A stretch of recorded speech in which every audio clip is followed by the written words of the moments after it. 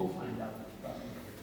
Anyway, the official services, as you know, are going to be in California. He's going to be buried there. His, one of his brother and the wife will be coming from Ireland. That's why it's so late. And his sister, Sister Betty, who's a nun. You met her. She couldn't, when he was here, she came several times out here. From, she's in Florida. She's also about his age.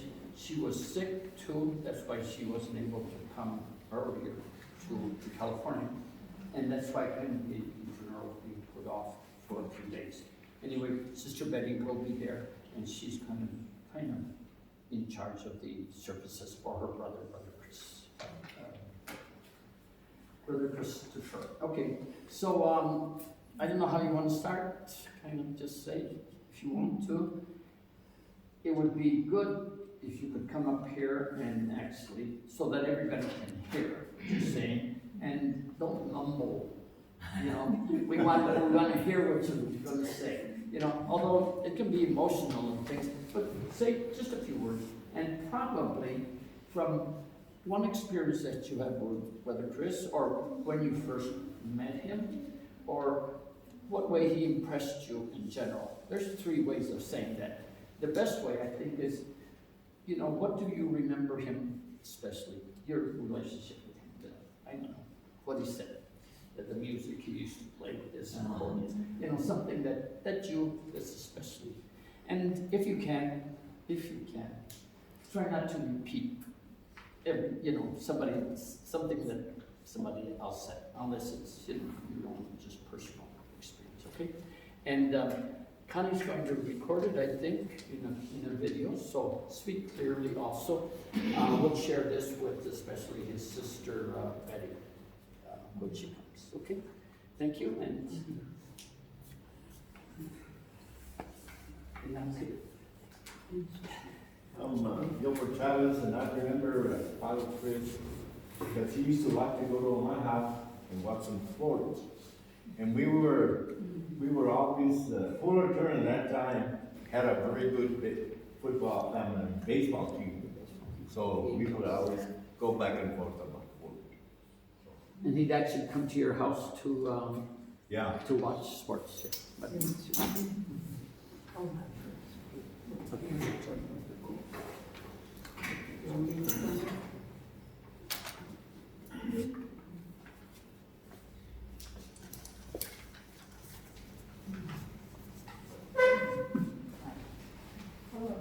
my name is Trinity,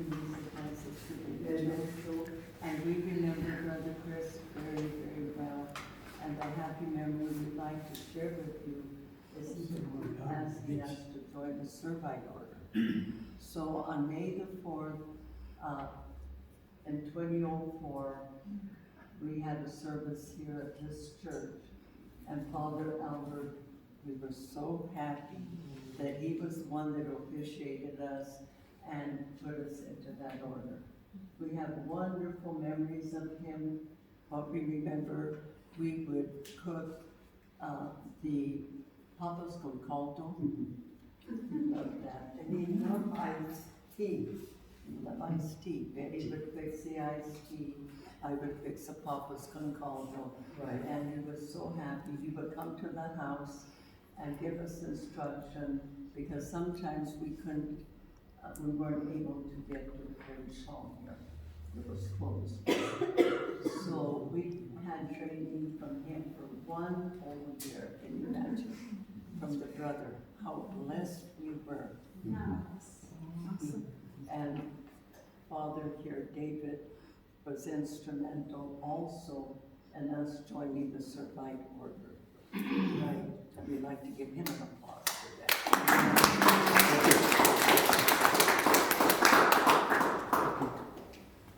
Thank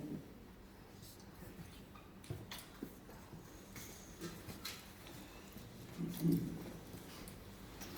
And the only quote about what I remember very Christmas, we always had, if you were sick or if you were itch or hurt or something, you always had the medicine for it.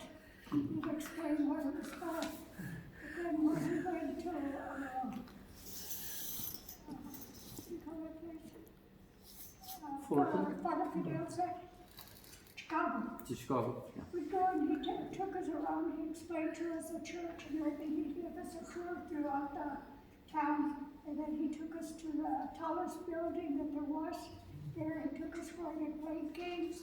He just took us all over, but his favorite was he'd get us, every morning we would, the ham was about that thick, and he ate it all. He did. He liked breakfast. He ate.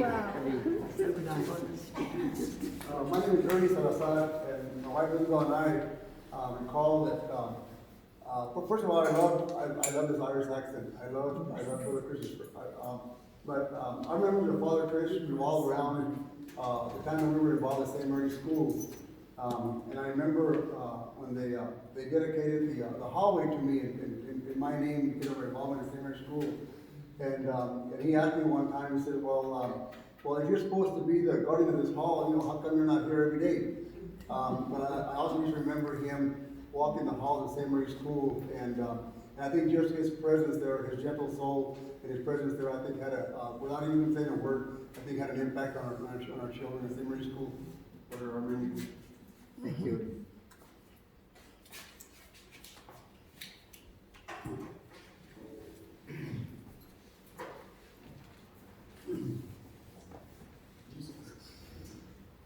We're Jose and Kathy Cordova, and one memory that we have of Brother Chris was he was at our home for our son's graduation from St. Pius, and I just remember his accordion playing, and it's one of my favorite instruments, but he played it with such joy, and that's what I recall.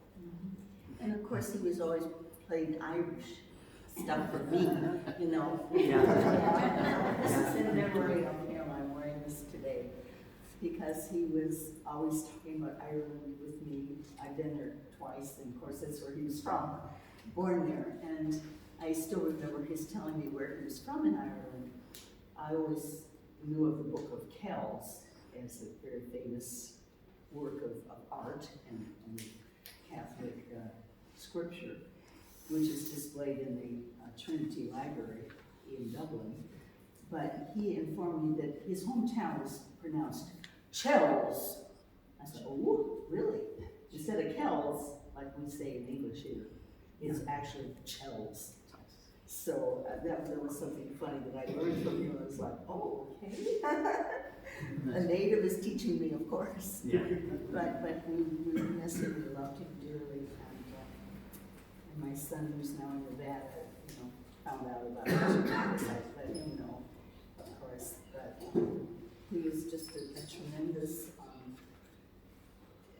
teacher and joyful and always into sports. He told me he always loved sports all his life, so I'm not surprised to hear he was going to the house.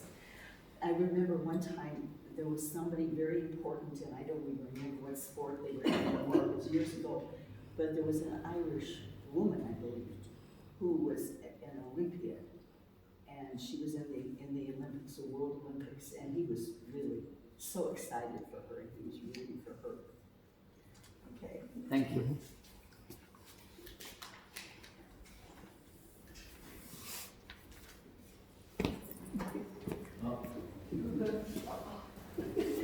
My name is Jean, and I used to be here at Our Lady of Guadalupe. I think it was in 87, 88, 89, 90. We played with the choir, all the choirs there. And I always remember we used to have like receptions and everything, and we used to go up and talk to Brother Chris, but I'd always call him Father. And he'd smile, and I said, oops, sorry, Brother Chris. So we kind of laughed. But I always remember he was so jolly. He was always, with his accordion, and he made us laugh and smile. And we were just so happy to see him. And then I was so sad to hear that he was sick. But I prayed for him. I prayed for all the fathers and all the priests and all the brothers. But anyway, I just loved his Irish accent too. I used to just sit there and listen to it. I could listen all day. But that's it.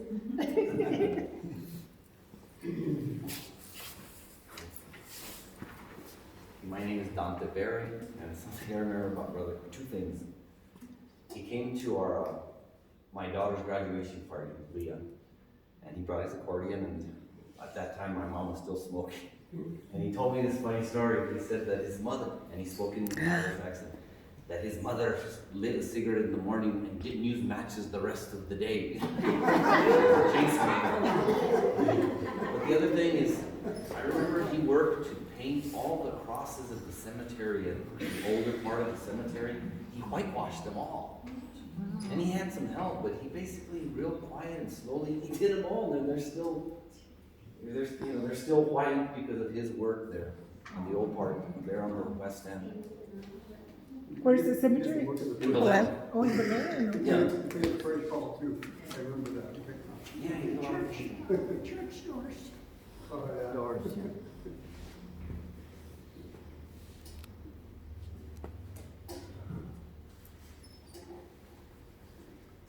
Good afternoon. My name is Stephen Gallegos. My favorite memory of Brother Chris is he had the ability to make you feel better. I had a nephew that was kind of down in the dumps. And he's in his third year of medical school this time. And in his Irish accent, he said, David, you gotta understand, we all make mistakes.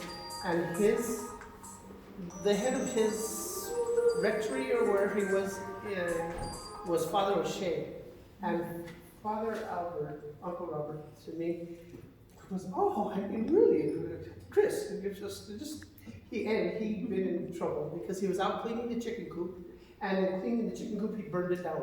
And so he put him in restriction for a couple of weeks until they found out what was going on. And a couple of weeks had gone by, and he was still in restriction and couldn't leave the campus. And so he went in to ask, may I speak with you? You're not looking in fine form today, but I'm just wondering, am I still restricted with, Brother Chris, it came out pretty well. The insurance paid us and we made quite out well. He said, Father, shall I clean up the boathouse now? And Michael, to this day, he's around with that day. Thank you.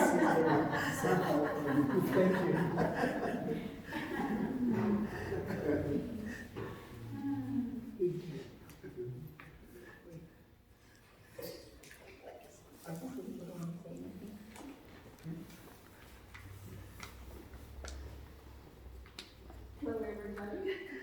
My name is Kathy Peralta. Brother Chris was my little buddy, just like all of you also. And he would hang out with me and Mary all the time. We enjoyed being with them in our prison ministry, and the prisoners just loved him to death. He was just so wonderful with his little accordion, Legion of Mary. And he would come to our house a lot, and we would go to the show with Ed and also Dean and Michael. And we would order some big old popcorn and we'd all share it.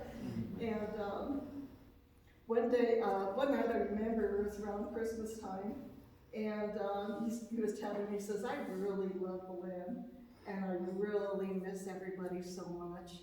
And I said, well, you know what? It's late at night, but I'll go ahead and take you for a ride, and we'll take a ride through Berlin. And he goes, really? He said he did. It was about 11 o'clock at night, and he went by everybody's house. And it was so quiet and beautiful to see all the Christmas lights and everything. We even went by Connie's house, and we honked at the driveway. Stayed alone. And we got such joy out of it. Was that Jew? And all the ministries that he was involved in, of course, you've known him from the Passion Play, and his presence everywhere. He was so welcome in our community, and we just gonna miss you, Brother Chris. Thank you.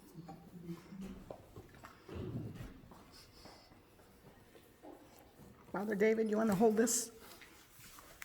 Just like that? Okay. My favorite memory of Brother Chris is he took us to St. Domitilla's, took us to Chicago for Father Rookie's 60th anniversary.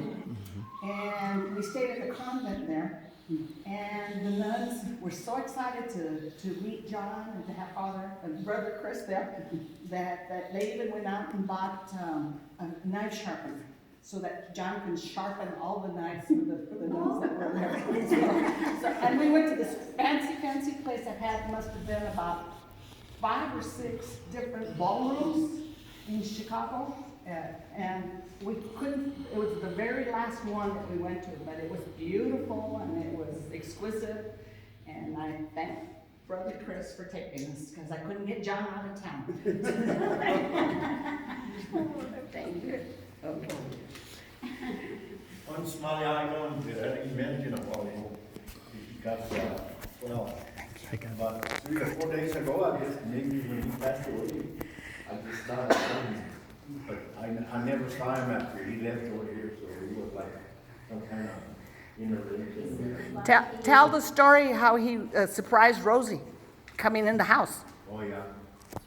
He would knock, and she wouldn't hear, and he walked in and scared her half out of his wits. He would just walk in and Rosie would leave you there and say, hello,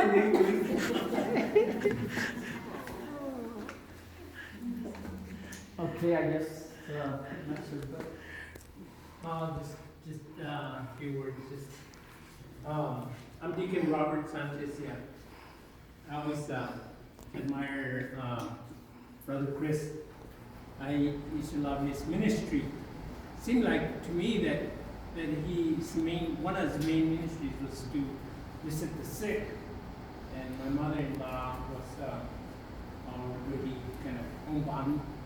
And so him and Johnny Maestas would come around, of course, with accordion, spend a lot of time there in the house. But it just made this, it was a big laugh. They make us laugh. They always had something nice to say. Did he make you sing? Did he make you sing too? No, I don't remember. Maybe so. I mean, he wanted to ask what songs we wanted to hear, that type of thing. My mother-in-law was a joker, so it was joking back all while he was there, so it was really interesting. I used to have a thing that I exercised, like make pull-ups, and we'd say, I have one of those too. It's in the morning, it's by my bed. He says, I just do a few of those, and that's my exercise. I saw it. He did. Yeah. Thank you. Anybody else? Oh, I'd there's like it. to say a few words about Brother Chris. We're all going to miss him, of course. You can be assured that he's praying for us, because Brother Chris, I can tell stories about a deep spirituality that he has, or I can tell you some really lighthearted stuff that's funny. Maybe some lighthearted stuff is that Brother Chris used to love to do things like go down to Truth or Consequences and soak in the hot springs. I mean, he's so easy going that way. And we sometimes get a hotel room down there, get up early in the morning, go to Mass, go to the hot springs, soak for a couple hours, and then go over to the Elford Lake and sit by the water and just take up the sun. Brother Chris used to take off his shirt. He loved the New Mexico sun. It wasn't quite like Ireland, but he loves Ireland. The deep spiritual part of Brother Chris, I think it came from his humility. And from that humility came generosity. Like Father David said, he gave me this jacket. He was a very humble guy. Never would forget about you. He'd remember you and help you out if he could. And he told me some stories that were really kind of deep spiritual stories about how when he was in Ireland, one poor guy came up to him and asked him for some money. And Brother Chris said, I'll give you some money, but you got to sing me a song first. And so the guy sings him a song. And Brother Chris said that it was the most beautiful song that he'd ever heard in Ireland. And the guy was a beggar. So then many years later, I guess Brother Chris was at a healing service in Berlin. And somebody came up and touched Brother Chris and laid his hands on him. And Brother Chris fell down. And there was no words, but Brother Chris said he saw a vision of Jesus pointing at that baby. This was years later. And I guess he could hear Jesus say, "That's me." And that's the way Brother Chris was. Thank you.